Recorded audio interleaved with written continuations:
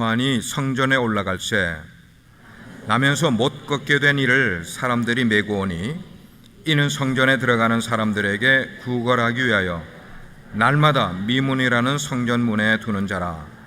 그가 베드로와 요한이 성전에 들어가려 함을 보고 구걸하거늘 베드로가 요한과 더불어 주목하여 이르되 우리를 보라 하니 그가 그들에게서 무엇을 얻을까 하여 바라보거늘 베드로가 이르되 은과 금은 내게 없거니와 내게 있는 이것을 내게 주노니 나사렛 예수 그리스도의 이름으로 일어나 걸으라 하고 오른손을 잡아 일으키니 발과 발목이 곧 힘을 얻고 뛰어 서서 걸으며 그들과 함께 성전으로 들어가서 걷기도 하고 뛰기도 하며 하나님을 찬송하니 모든 백성이 그 걷는 것과 하나님을 찬송함을 보고 그가 본래 성전 미문에 앉아 구걸하던 사람인 줄 알고 그에게 일어난 일로 인하여 심히 놀랍게 여기며 놀라니라. 아멘. 착석하시겠습니다. 여러분 혹시 밤 비행기를 타고 마이애미에 내려보신 적이 있습니까? 혹시 여러분 가운데 몇 분은 그런 경험이 있을 거예요. 언젠가 도미니칸 리퍼블릭 거기에 IT 난민들을 선교하는 그 사역을 갔다가 돌아올 때 다이렉트로 이쪽으로 오지 못하고 마이애미에 밤늦게 내려서 하룻밤을 자고 온 적이 있어요. 근데 비행기가 이렇게 내려가는데 특별히 뭐 밤에 내릴 때는 대도시 위에서 보면은 휘황찬란한 그런 모습들이 많이 보입니다만 특별히 창가에 앉아서 마이애미 공항 근처를 보게 되면은 참 뭐라고 그럴까 아주 그냥 매력적인 황홀함 속에 빠지는 그런 불빛들을 보게 됩니다. 오렌지빛으로 하늘을 어두운 하늘을 향해서 쫙 비치는 그 빛을 보게 되면은 관광객들이 거기에 이미 매료가 되는 그런 모습이 있어요. 그렇지만 이렇게 보는 관점은 관광객으로 볼 때는 그런 모습으로 보이지만 마이애미에 사는 주민들이 그 빛을 이야기를 할 때는 그 불빛을 이야기할 때는 시각이 분명히 다를 거예요. 그 이유는 그 불빛들의 정체가 뭔지를 알기 때문이에요. 그 불빛의 정체는 그 지역에 그 마이애미 공항의 북쪽과 동쪽 가까운 거리에 있는 그 불빛들은 많은 마약을 파는 사람들이 모여드는 곳이고 마이애미에서 범죄가 가장 흔하게 일어나는 곳이기 때문에 마이애미 주민들은 그 불빛 있는 곳을 그렇게 좋아할 이유가 없는 그런 곳이에요. 어둠이 그 불빛 속에 숨어 있는 거예요. 오늘 우리가 읽은 본문, 이 본문에 보면은 베드로와 요한이 오후 예배 시간에 맞춰서 성전에 갔을 때의 그런 모습을 우리는 생각을 해보게 됩니다. 이런 각도로 여러분께 한번 어프로치를 해드리겠어요. 베드로와 요한이 예루살렘 동문으로 성전의 그 동문으로 들어가서 이방인의 뜰을 지나고 솔로몬 행각이 있는 그 큰 대리석으로 된 기둥들을 지나가서 이제 거기에 한 15계단 정도의 층계를 막 올라가던 그런 참이었었습니다.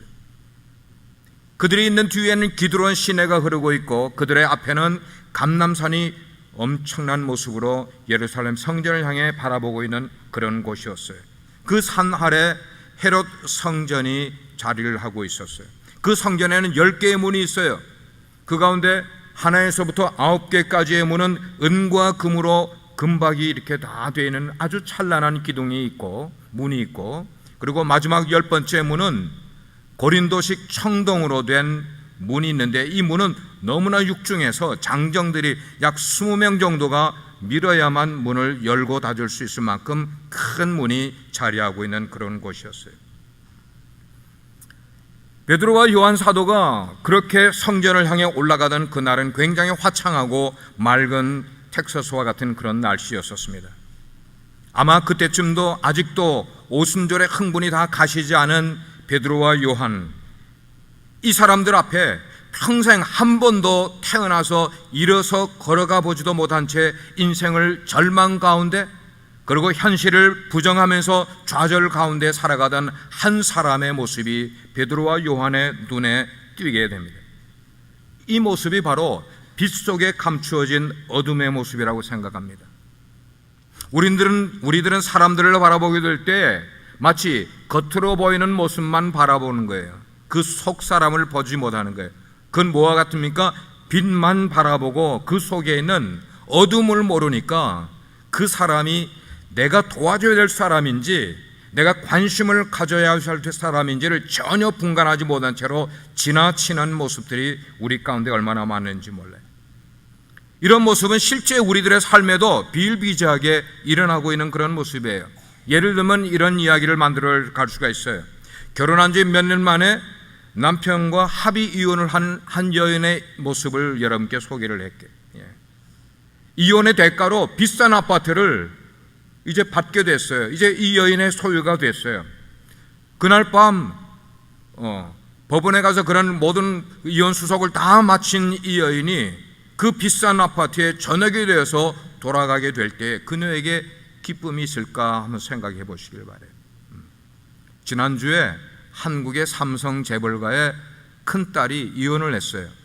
신문을 떠들썩하게 장식을 했는데, 근데 이혼을 하면서 남편이었던 사람과 10여 년을 살다가 이혼을 할 때 그 남편 되는 사람에게 86억을 주기로 하고 판결이 났어요.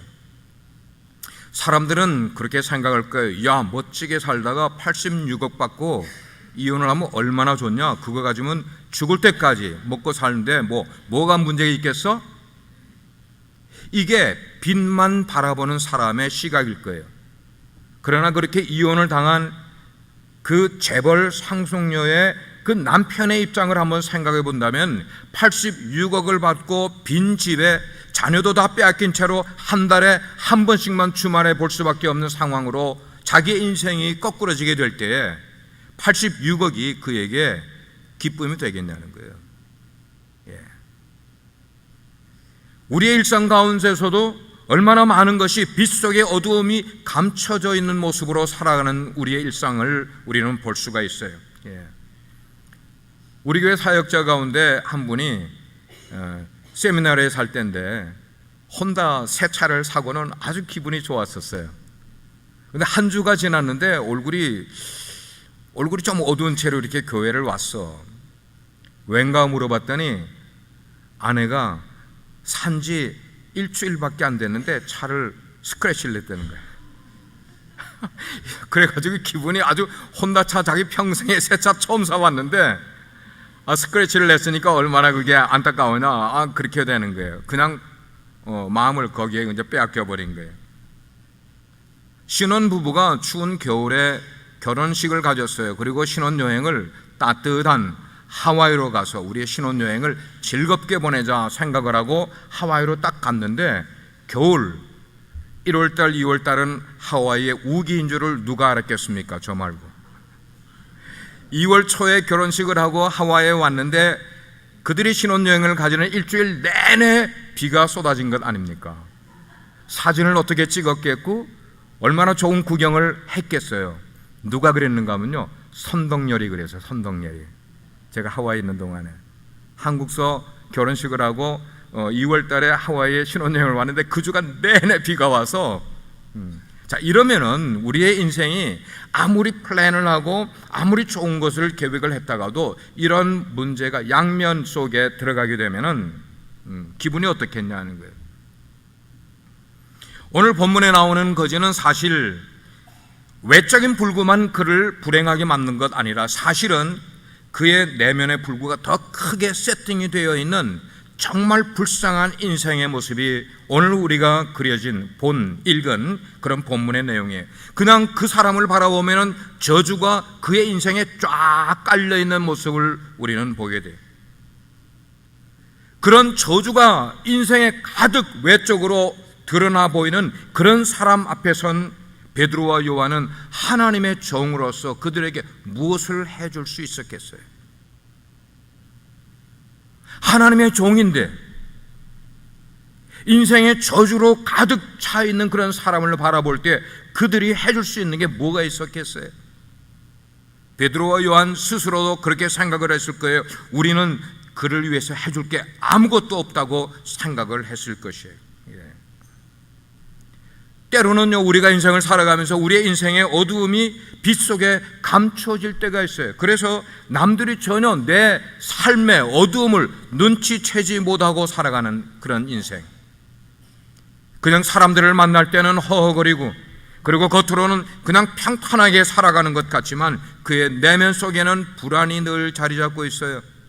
미래에 대한 두려움이, 염려가, 낙심이 그의 인생을 가득 사로잡고 있는 그런 모습. 그런 어두운 인생은 바로 빛이신 예수님을 만날 필요가 있는 인생인 거예요. 그래서 그분을 만나게 되면은 그의 인생에 전혀 새로운 삶을 맛볼 수가 있게 되는 거예요. 어떻게 그렇게 할 수가 있어요? 빛이신 예수님, 그분께서 우리 인생에 들어오셔서 우리 인생의 어두움을 삼켜버릴 수가 있는 분이기 때문에, 우리 인생의 어두움을 다 가져가실 수 있는 분이기 때문에 우리가 그분을 만나면 그런 인생을 회복하게 되는 거예요. 그래서 사도 요한은 이렇게 말을 했어요. 그분 안에 생명이 있었으니 이 생명은 사람들의 빛이라. 빛이 어두움에 빛이 돼 어두움이 깨닫지 못하더라고 이야기를 하고 있어요. 빛이 어두움 가운데 비추었는데도 어두움이 그걸 깨닫지 못하더라.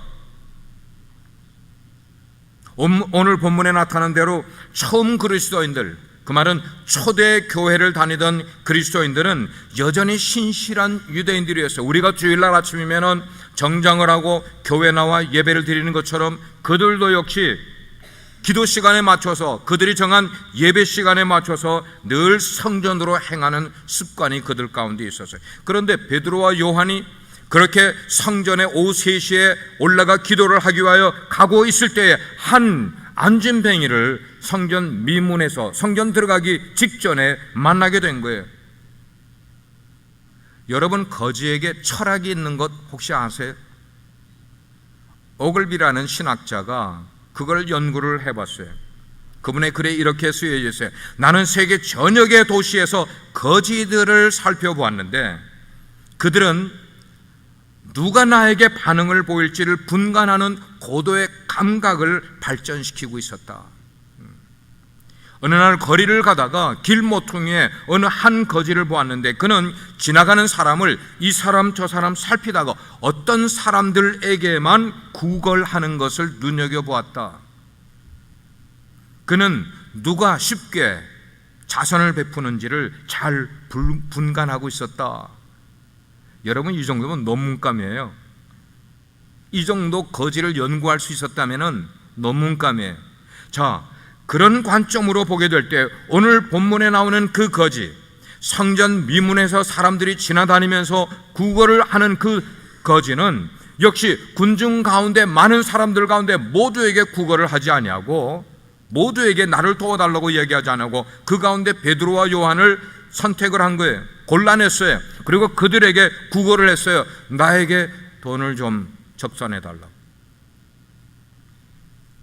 우리가 인생을 살다 보면 우리에게 무언가를 기대고 그리고 우리에게 무언가를 부탁하는 사람들을 때때로 만날 때가 있어요.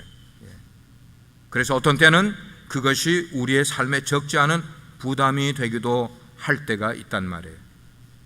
여러분들 그런 거 경험 안 하셨어요? 때로는 부담스럽게 여긴 적 있잖아요.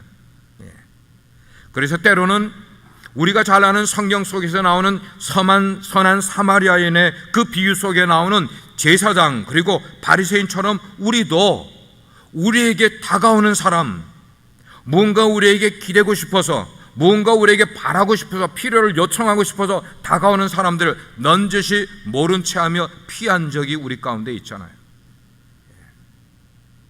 근데 사실은요, 이때가 바로 사역의 기회라는 것이에요. 바로 그런 때가 우리에게 주어진다고 하면은 그것은 하나님이 우리의 인생 속에 개입하시면서 사역할 위한 기회를 허락하신다는 것이에요. 하나님께서는 우리에게 자연스럽게 사역의 기회를 제공해 주시는 분이세요. 자연스럽게. 우리가 억지로 하나님의 일을 하려고 애써서 사역을 하는 것 아니라 우리가 알게 모르게 자연스러운 모습으로 하나님이 우리에게 사역을 위한 기회를 허락해 주시는 분이세요. 본문에 나오는 베드로와 요한의 경우를 보게 되면 그 사역의 기회가 언제 그들에게 찾아왔는지를 알면은 우리도 우리의 인생 가운데 언제 사역의 기회가 더 오게 될지를 기대할 수 있게 되는 거예요. 오늘 보게 되니까 베드로와 요한 이 사람들이 신실하게 예배에 참석하려고 성전에 올라가다가 사역의 기회를 맞게 되는 거예요. 그들이 무언가 세상과 접촉점을 찾으려고 사람을 살필 때에 사역의 기회가 그들에게 왔다고 볼 수가 있어요. 그들이 구걸하는 사람에게 자기들의 시선을 집중하게 됐을 때에 사역의 기회가 그들에게 찾아온 것이었어요. 그에게 집중하게 될 때에, 그에게 주목하게 될 때에 하나님의 위대한 일이 발동하기 시작했던 것을 우리는 보게 돼요. 우리를 기다리는 사람, 어쩌면 우리를 필요하고는 사람, 그 사람을 외면하지 않냐고 그 사람에게 주목하게 될 때 하나님께서는 우리에게 당신을 위한, 아니 우리의 삶에 더 풍요로움을 줄 수 있는 사역을 할 수 있는 기회를 허락해 주신다는 것이죠. 그렇습니다. 기대를 가지고 무언가 우리를 바라보고 있는 그런 사람들을 우리가 외면하지 아니하고 우리의 관심을, 우리의 주목을 그들에게 향하게 될 때에 그들에게 기적이 일어날 수 있는 기회가 우리의 인생에 생길 때가 있단 말이에요. 자, 그렇다면 어떠세요? 당신은 당신의 삶 가운데 사역의 기회가 생겼을 때 그 사역의 기회를 붙들고 하나님의 뜻을 실천한 삶을 살아왔습니까? 아니면 나에게 사역의 기회가 왔을 때에 그에게 주목하지 아니하고 외면함으로 슬그머니 나에게 주어진 사역의 기회를 모른 척 지나가고 있지는 않았습니까? 우리를 기다리는 사람들을 찾아가서요, 그들을 주목하여 바라본다면은 그 바라보는 것, 그것이 사역의 시작이 될 수 있지 않겠어요? 여러분, 사역은 엄청나게 큰 것을 하는 것이 사역은 아니에요. 베드로와 요한 이 사람은 최근에 수천 명의 사람들을 예수님께로 인도한 엄청난 전도 집회를 경험한 직후 아닙니까? 지금 우리가 지지난주에 살펴본 말씀 가운데 베드로가 설교를 할 때 3,000명이 예수님을 믿고 침례받은 사건을 우리가 나눴더래요. 그게 불과 2장에서 있었던 일이고 우리는 지금 3장으로 왔어요. 이렇게 수천 명을 예수 믿게 한 사람이 한 사람을 바라보게 될 때에 그 한 사람을 바라보는 시각을 어떻게 가져야 되는지를 하나님이 이 안진뱅이 거리를 통하여 베드로와 요한에게 교훈을 주신다면 우리도 신앙생활을 하면서 그 교훈을 받아야 될 필요가 있어요. 그건 뭐예요? 신실하신 하나님께서는 지금 성전 미문 앞에서 인생의 의미도 모르고 인생의 목적도 모른 채로 그저 하루하루 빌붙어서 먹을 것을 살아가는 몰두에 있는 이 불쌍한 어린 양 같은 이 한 사람도 오순절에 전도했던 그 수천 명의 사람들과 똑같이 하나님께는 중요하다는 것을 베드로와 요한에게 교훈으로 주신 사건이 오늘 우리가 읽은 내용의 본문이에요. 이런 내용은, 이런 교훈은 오늘날같이 특별히 현대의 숫자와 크기에 사로잡힌 현대 사회와 현대 교회들의 모순을 깨우칠 수 있는 명쾌한 나팔 부는 나팔 소리라고 저는 생각을 해요. 우리는 이런 것에 귀를 기울여야만 되는 거예요. 예를 들면 이런 거예요. 50명이 모이는 어느 시골 교회에서 사역을 하는 목사님이나 그 교회 성도들은 5,000명이 모이는 대도시의 어떤 대형 교회의 목사나 성도들과 똑같이 하나님 나라를 위해서 중요한 봉사의 역할을 하고 있음을 우리는 깨달아야 돼요. 만약에 하나님께서 우리 빛과 소금의 교회에 예배를 바라보실 때 우리 예배에 얼마나 숫자가 많이 모이는가, 하나님은 여기에 관심을 가지지 않으세요. 그러나 하나님이 관심 가지시는 것은 우리가 얼마나 신실하게 우리에게 사역의 기회가 왔을 때 그 사역의 기회를 외면하지 아니하고 놓치지 않고 붙들고 하나님의 뜻을 쫓아 행하느냐. 하나님은 그걸 우리 교회에 원하시는 것이라고 생각을 해요. 그렇기 때문에 우리가 사역의 기회를 잘 살리기 위해서는 우리는 첫째 뭐냐, 내가 사역할 대상의 필요가 뭔지를 알아야 사역을 할 수가 있어요. 지금 베드로와 요한은 자기 눈앞에 나와 있는 이 절망적인 한 사람의 필요가 뭔지를 알게 된 거예요.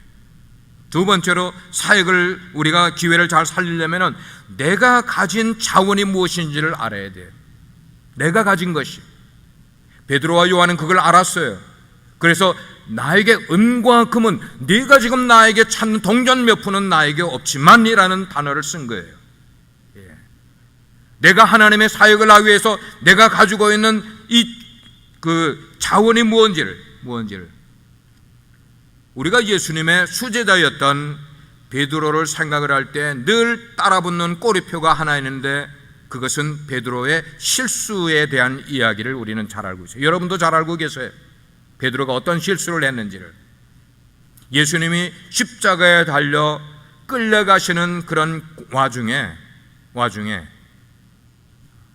그래서 결국은 3번씩이나 예수님의 제자됨을 스스로 부인을 했던 베드로였어요. 그런데 우리가 성경을 읽게 되면 그 베드로의 시선이 어느 한순간 예수님이 고난받는 그 예수님과 눈이 마주치는 장면을 우리는 성경을 통해 알게 돼요. 그 고난의 순간에, 그래서 베드로는 자기가 예수님을 부인했던 그 부인이 얼마나 자기 스스로 원망하는 조건이 되었는지 우리는 잘 알고 있어요. 그랬던 베드로였는데 오순절날 성령을 받았습니다. 그리고 말씀 위에 베드로의 신앙이 굳게 세워진 오늘의 베드로는 전혀 다른 모습을 우리에게 보여주고 있는 거예요. 비겁한 모습 사라졌습니다. 거짓스러운 모습 사라졌습니다. 자기만 생각하던 이기적인 모습 다 사라져버렸어요. 그는 정확하게 지금 자기가 맞춰야 될 시선의 관역을 꿰뚫고 있는 모습을 우리에게 보여주고 있어요. 바라봐야 될 사람을 바라보고 그 속에 필요가 무엇인지를 정확하게 꿰뚫어보는 베드로의 시선을 우리는 보게 됩니다. 오늘 베드로의 시선이 그 거지의 눈과 마주섰을 때의 그 극적인 장면을 우리는 기억해야만 되는 거예요. 이전에는 예수님의 시선을 피해서 비굴한 모습을 가졌던 베드로였지만 성령의 은혜를 받고 하나님의 말씀 위에 세워진 신앙으로 변하게 됐을 때 그는 자기가 바라봐야 될 그 사람을 정확하게 꿰뚫게 된 것이었어요. 베드로가 바라본 그 거지는, 그 거지에게 중요한 것은 결코 은과 금이 아니었어요. 사랑과 긍휼의 마음으로 자신을 주목해주는 그 바라봄이 필요했던 거지를 우리는 생각할 필요가 있습니다. 베드로와 요한은 물론 재물을 가지고 있지 못한 사람이었어요. 예수님의 제자들은 하나같이 가난한 사람들이었어요. 넉넉하지 못했었어요. 그렇지만 그들이 부유한 하나의 면이 있었는데 그것은 영적으로는 정말 넉넉한 부유한 사람들이었어요. 재물적으로는 남에게 나눠줄 것 없는 사람이었지만 영적으로는 풍족한 사람이었어요. 이렇게 이 사도들을, 이 가난한 사도들을 부유하게 만들어준 것이 무엇이었는가? 세상에 어떤 다른 것이 아니라 그들을 부유하게 만들어준 것은 예수 그리스도의 이름이었어요. 예수 그리스도의 이름. 베드로와 요한이 자기들 앞에서 구걸하고 있는 거린을 주목하면서 우리를 보라 그랬어요. Look at us. 우리를 보라. 여기 우리를 보라고 한 것은 그 말을 함으로 그 바라봐야 될 대상이 믿음을 불러일으키는 그런 모습이 되었지만 이 거린은 베드로의 그러한 메시지에 마음을 열지를 못했어요. 그래서 여전히 이 거린은 베드로에게 무언가를 동량을 얻어내기를 기대를 하고 있었어요. 5절 말씀이 그렇게 말하고 있어요. 그가 그들에게서 무엇을 얻을까 하여 바라보거늘. 우리를 보라 했으면은 우리가 주어야 될 것이 영적인 것임을 깨달아야만 되는데 이 거지는 여전히 물질적인 것을 베드로와 요한에게 기대하고 있었던 것을 알게 돼요. 왜 그랬을까? 수십 년을, 적어도 40년 이상을 구걸하며 살아온 이 안진뱅이 거리는 이게 거지 습관이 몸에 배버린 거예요. 그래서 요한과 베드로를 보게 될 때 그냥 몇 푼 동량해 줄 수 있는 사람들로만 생각을 했던 거예요. 우리 역시요, 우리 역시 하나님을 만나러 예배에 나오기는 하지만 우리 인생의 고통의 문제, 어려움의 문제, 슬픔의 문제, 이런 것을 아주 그냥 근본적으로 해결해 줄 수 있는 하나님을 여기서 만나지 못한 채로 그냥 알량한 거지 근성과 같은 모습으로 하나님께 나의 짧은 기도만 드리고 하나님의 해결책을 받지 못하고 돌아가고 있는 우리의 모습과 이 거지의 모습이 많이 비슷하다는 거예요. 베드로가 드디어 입을 열었습니다. 은과 금은 내게 없거니와 내게 있는 것을 내게 주노니 나사렛 예수 그리스도의 이름으로 일어나 걸으라, 이렇게 이야기를 합니다. 내게 있는 것으로. 성전 문 앞에 오랜 세월 동안 거지 노릇을 하던 바로 그 사람, 그래서 무수한 사람들이 자기 앞을 지나가면서 쓸데없는 핑계의 말만 하면서 동냥해 주지 않고 지나가는 것을 무수히 겪어왔던 이 거린이었지만 오늘 베드로의 말과 같은 말을 한 번도 들어본 적이 없었어요. 그 말은 뭐예요? 내게 있는 것으로 내게 주노니. 내게 있는 것으로. 그렇습니다. 하나님은 우리에게 하나님의 사역을 하게 될 때에 우리에게 없는 것을 통하여 하나님의 사역을 하기를 원치 않으시는 하나님이세요. 하나님은 우리에게 있는 것으로 하기를 원하세요. 우리에게 있는 것, 그것이 무엇이든지. 그래서 도움을 필요로 하는 사람을 바라보는 거예요. 그리고 그에게 주라는 거예요. 그것을 줄 때에 언제나 너의 이름으로 하지 말고 세상의 명예로 하지 말고 예수 그리스도의 이름으로 사용할 것을 하나님이 우리에게 기도하시는 방법이라고 말씀합니다. 그래서 베드로는 은과 금은 그에게 가지고 있지 않았지만 예수 그리스도의 이름을 그 거린에게 주었어요. 그리고 그 거린은 예수의 이름을 받고 그만 그 자리에서 일어나 걷기 시작을 한 거예요. 무엇으로요? 예수의 이름으로. 예수의 이름으로. 그래요. 예수 그리스도의 이름은 그 어떤 재물보다도 이 거린에게 정말로 귀하고 능력 있는 그런 하나님의 응답이 됐던 것이었어요. 바로 그것이었어요. 예수 그리스도의 이름은 사랑이 그 속에 있기 때문입니다. 예수 그리스도의 이름은 그 속에 능력이 있기 때문에 우리가 예수님의 이름을 의지하게 되면 우리 인생의 어떤 문제를 그분의 이름으로 해결받을 수 있음을 믿으시길 바랍니다. 여러분은 그 예수님의 사랑과 능력을 소유하고 계십니까? 오늘 예배 나오신 여러분들은 예수님의 그 사랑의 이름, 예수님의 그 능력의 이름을 여러분의 신앙 속에 가지고 살아가고 계십니까? 그 사랑이 있다면 다른 사람에게 그 사랑을 나눠줄 수가 있을 거예요. 그리고 우리의 그 나눠줌을 통하여서 하나님이 영광 받으실 거예요. 이 시간 우리 모두에게, 이 말씀을 듣는 여러분 모두에게 예수님의 그 사랑이 함께할 수 있기를 주님의 이름으로 축원합니다. 예수님의 사랑, 예수님의 이름을 가진 자 속에 예수님의 사랑이 나오고 그 사랑을 통하여서 능력이 나오는 인생, 세상에 어느 것보다도 귀한 것이 예수님의 이름임을 꼭 기억하는 여러분 되시길 바랍니다. 그날 동일한 사람 속에서 눈에 보이는 어떤 신체적인 기적이 일어났어요. 근데 그 기적 플러스 눈에 보이지 않은 영적인 기적이 그 가운데 동일한 순간에 일어난 거예요. 동일한 사람에게 동일한 순간에 신체적인 기적과 함께 영적인 기적이 일어나게 된 거예요. 여러분, 어느 것이 더 클까요?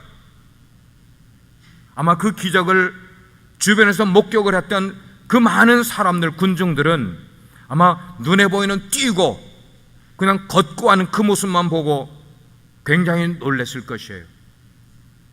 그러나 우리에게 생명을 주신 하나님께서는 그 한 영혼이 구원을 얻고 영원한 세계에 들어와 살 것을 생각하시면서 거기에도 중요성을 부여하셨을 것이 틀림이 없다는 거예요. 누가요? 하나님께서는. 우리 신앙생활의 영적인 기적은 신체적인 기적보다 훨씬 더 중요하다는 것을 깨닫는 것이 신앙의 성숙이라고 생각해요. 안진뱅이 거린이 걷게 된 것을 목격을 했던 수많은 사람들이 놀라고 또 놀랐다 그랬어요. 왜 놀랐겠어요? 날마다 성전에 기도하러 들어갈 때마다 나올 때마다 거기서 구걸하던 사람임을 만인이 다 알고 있었기 때문에 저 사람은 그 사람이었는데, 그랬던 그 사람이 지금 이렇게 일어나서 이젠 더 이상 앉아있지도 않게 됐어요. 더 이상 구걸하지도 않게 됐어요. 그리고 그 사람이 일어나 하나님을 찬양하는 모습을 보게 된 것이에요. 하나님을 찬양하는 모습만 봤어요? 하나님의 능력도 보지 않았겠어요?